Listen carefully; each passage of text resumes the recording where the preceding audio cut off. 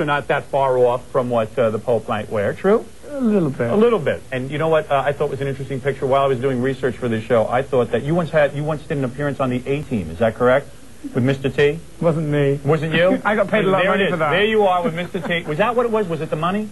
I think it was at that time, yeah. But maybe you wanted to try acting. No, it was one of the few... No, that wasn't acting. That was not acting. No, it was acting. No. I mean, they made... I was supposed to be playing myself. They made me talk like a valley girl. Right, right. It was like, I had to say things like totally awesome Hannibal and... What kind of money would they... Totally awesome Hannibal. Yeah. That's it, great. I got paid a good fee for that, but, you know, it was really one of the few things I've ever done in my life for money. Right. And it was a disaster, except...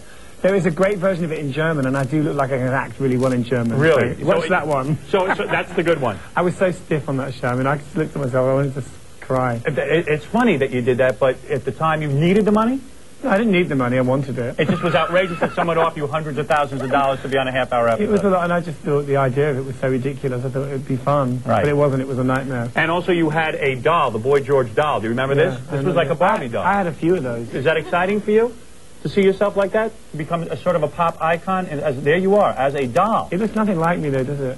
I mean, come on. And would you go to do a live show? I just realized I saw my eye. I said, what the heck is this going on here?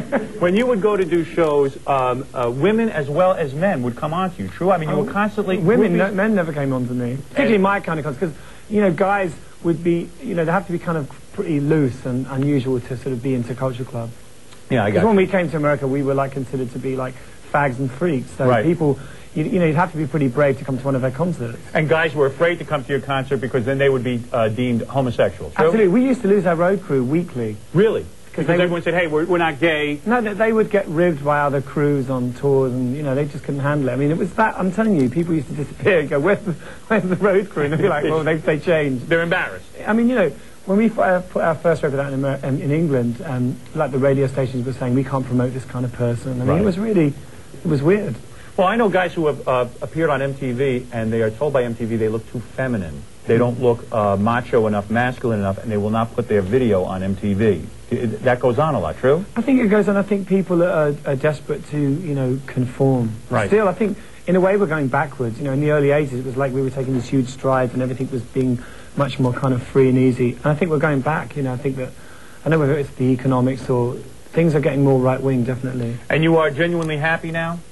Yeah, I'm trying. Now, let's sum up. Are you glad you came here today?